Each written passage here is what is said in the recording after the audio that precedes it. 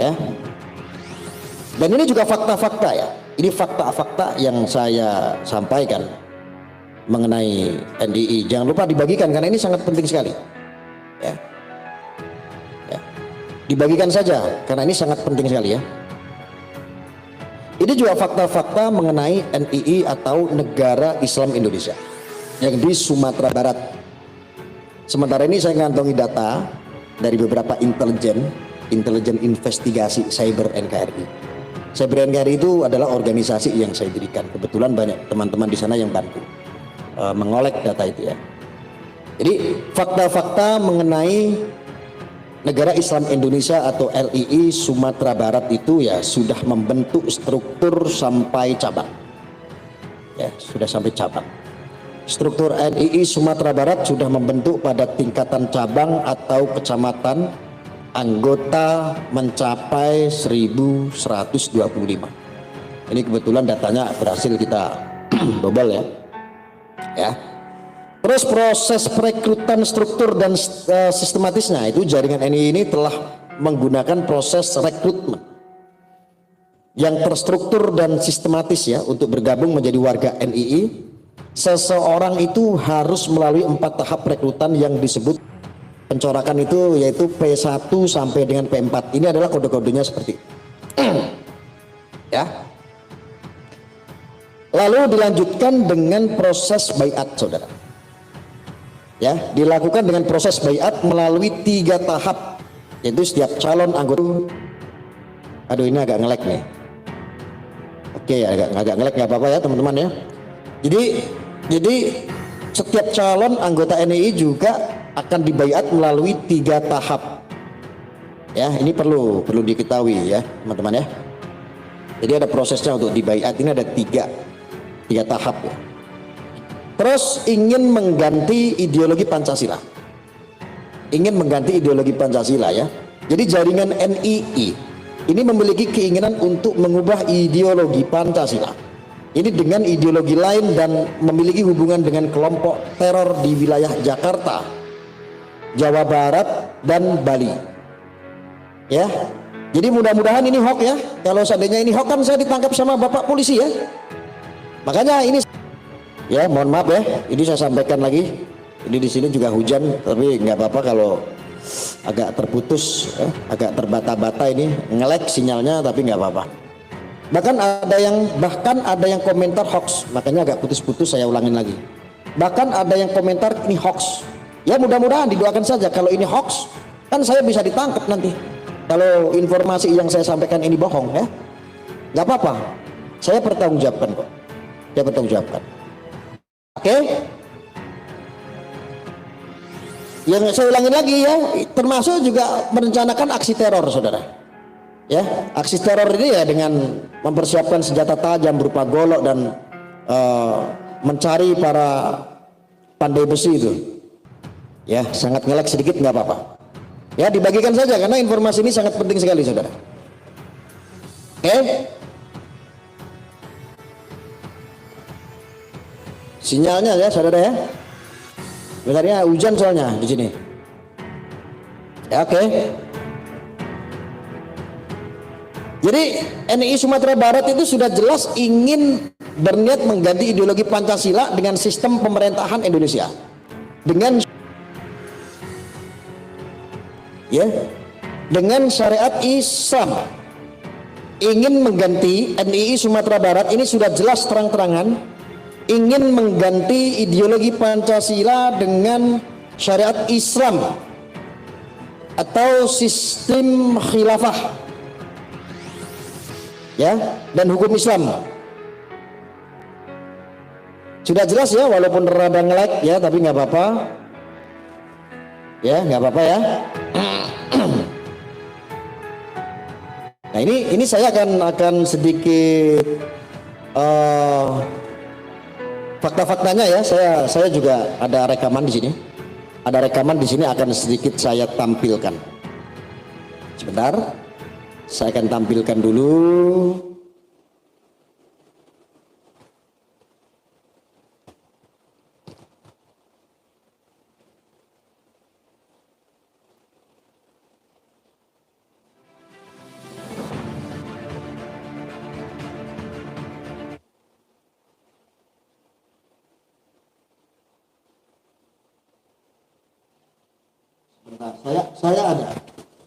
Saya ada beberapa rekaman yang saya akan buka di sini mengenai NII ya. Ini yang sangat berbahaya sekali, teman-teman.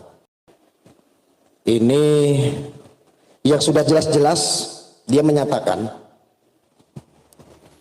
aduh, sinyalnya.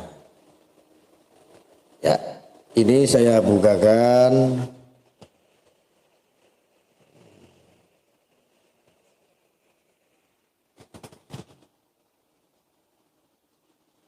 Jelas ya? Sudah jelas? Sudah jelas ya? Oke, nah ini.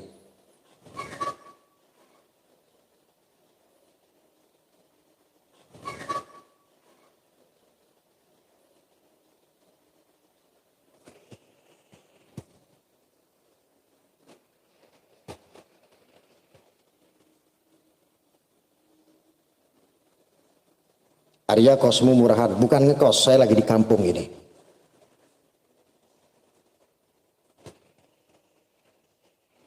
Ini salah satunya, ini saya tampilkan dulu ya.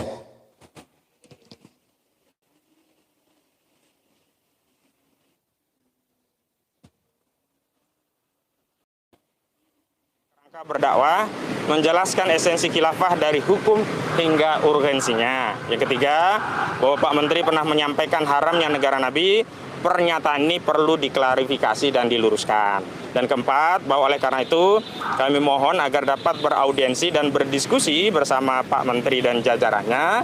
Bersama kami sejumlah tokoh dan ulama Jabodetabek juga turut serta. Ini banyak sekali nih tokoh-tokoh ulama se-Jabodetabek ikut serta, ormas-ormas. Dan memang ini surat yang ini ya, yang memberikan fasilitas adalah dari kami, dari Koalisi Persaudaraan dan Advokasi Umat KPAU.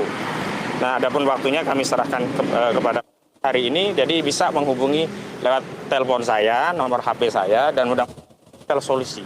Jangan mengambil perspektif bahwa khilafah itu aman, akan memecah belah, anti.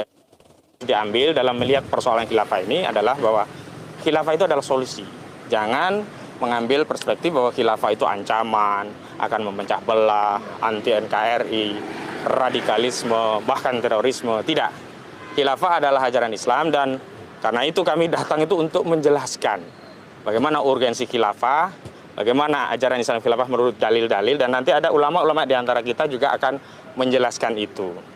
Dan yang paling penting tentu kami sangat terbuka ya. Saya sebagai advokat Ahmad Kozinuddin Sarjana Hukum sangat terbuka untuk memfasilitasi elemen umat Islam yang memiliki aspirasi khilafah untuk bertemu dengan Bapak Menteri Koordinator Bidang Politik Hukum dan Keamanan, Profesor Mahfud MD. Bahkan kalau diperkenankan dan bisa difasilitasi, sebenarnya lebih baik lagi atau lebih afdol jika Pak Mahfud selaku Menteri Koordinator Bidang Politik Hukum dan Keamanan juga mengumpulkan jajaran terkait yang di bawah koordinasi dari Kemenko Polhukam. Misalkan sekalian diundang Pak Kapolri, Jaksa Agung, Mendagri, Menko Info. Agar apa? Agar substansi tentang khilafah, ajaran Islam yang agung ini bisa tuntas gitu loh. Dan bisa didengar penjelasan dari para ulama-ulama tentang bagaimana itu esensi khilafah, sehingga tidak ada mispersepsi. Dan yang paling utama ya, kami umat Islam sebagai bagian dari elemen anak bangsa, ketika menyampaikan aspirasi yang berangkat dari akidah Islam, yakni menyampaikan dakwah tentang risalah nubuwah dalam khilafah ala minhajin nubuwah, tidak ditafsirkan sebagai bagian dari masalah begitu. Yang paling penting ini. Jadi ini sudah mulai ingin menunjukkan bahwa mungkin saja sudah mulai terang-terangan pandangan tentang solusi-solusi untuk masa depan bangsa Indonesia, ya kami persilahkan. Karena kami umat Islam punya akidah Islam, maka solusi yang kami yakini adalah Islam, syariat Islam yang ditegakkan secara menyeluruh atau dalam istilah agama disebut dengan kafah, dan tentu saja harus dengan institusi khilafah, karena memang sudah dicontohkan demikian di zaman Nabi. Penerapan Islam secara kafah itu dengan negara Nabi di Madinah. Salah, ini sesudah Rasulullah melanjutkan syariah yang diterapkan oleh Nabi SAW, itu juga dengan institusi negara dalam hal ini khilafah. Nah, itu penting sekali untuk disampaikan. Apalagi secara kafah. Ya ayyuhalladzina amanu udkhulmu fis-silmi kafah wala tattabi'u khutuwatis syaiton innahu lakum aduwwum mubin. Nah, justru yang menjadi musuh, yang menjadi teman-teman setan hari ini adalah ideologi kapitalisme yang menjajah negeri ini dan negeri kaum muslimin lainnya. Dibentur-benturkan dengan bisnis pemerintahan. Liberalisasi ekonomi, liberalisasi sektor minyak dan gas yang kemarin menyebabkan harga pertamax dibentur-benturkan dengan pemerintah. 9.000 menjadi 12.500 atau sampai Bisnis. 13.000 rupiah. Padahal menurut hitung-hitungan kami berdasarkan sejumlah data, biaya produksinya itu sekitar